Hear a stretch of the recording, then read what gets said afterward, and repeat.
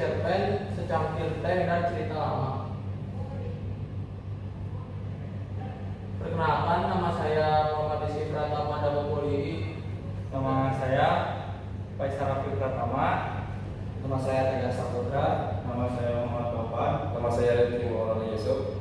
Dan dua lagi, Cynthia Karoma dan Zalfa Rihadatul Aisyah sedang dispek. Pendahuluan. Karya sastra adalah cerminan kehidupan masyarakat yang dituangkan dalam bentuk tulisan. Cerpen sebagai salah satu bentuk sastra populer memiliki struktur dan unsur pembentuk yang memberi makna pada cerita. Cerpen, secangkir teh, dan cerita lama menarik untuk dianalisis karena menyajikan nilai kehidupan yang relevan. Analisis unsur intrinsik dan ekstrinsik penting untuk memahami pesan dalam cerpen. Unsur intrinsik membentuk cerita dari dalam, sedangkan unsur ekstrinsik melibatkan faktor luar yang mempengaruhi penciptaannya. Rumusan masalah: yang pertama, bagaimana unsur intrinsik dalam cerpen. Yang kedua, bagaimana unsur ekstrinsik dalam cerpen. Yang ketiga, apa nilai-nilai kehidupan yang dapat diambil dari cerpen. Tujuan penulisan: yang pertama, menganalisis unsur intrinsik dalam cerpen. Dua, menganalisis unsur ekstrinsik dalam cerpen. Tiga, mengidentifikasi nilai-nilai kehidupan yang terkandung dalam cerpen. Pembahasan ringkasan cerpen, secangkir kopi teh, dan cerita lama. Yang pertama, mengisahkan pertemuan Rani dan Tini, dua sahabat lama sempat berselisih. Yang kedua, konflik masa lalu dipicu oleh cinta mereka pada pria yang sama.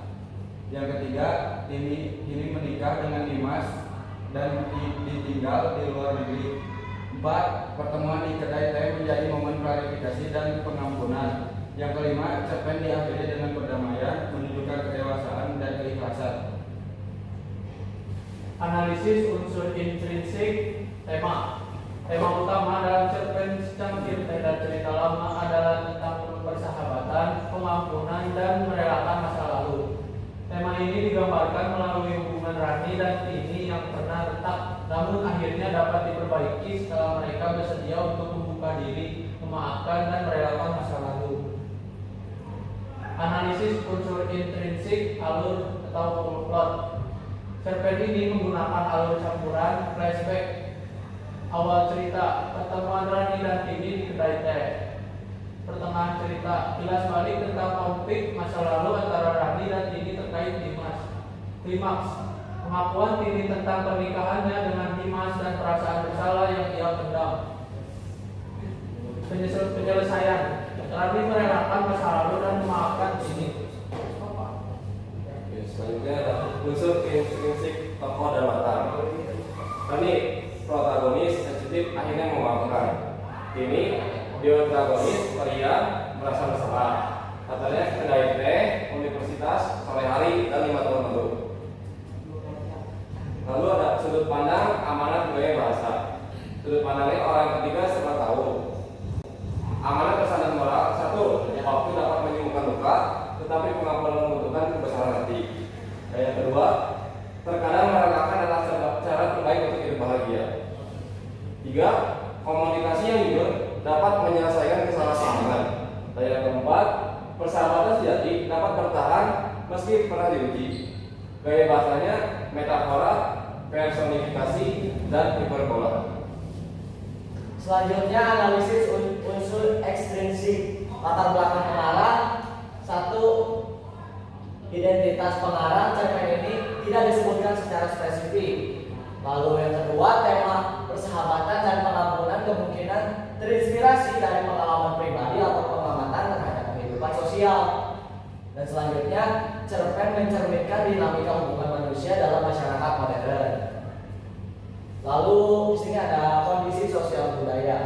Cerpen ini menggambarkan kondisi sosial masyarakat urban Indonesia kontemporer. 1. Budaya minum teh sebagai sarana bersosialisasi dan berbagi cerita.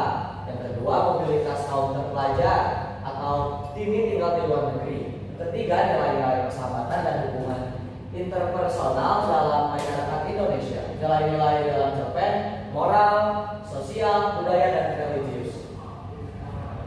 Nah, untuk kesimpulannya, cerpen ini menyampaikan makna kehidupan melalui konflik dan penyesalan yang realistis.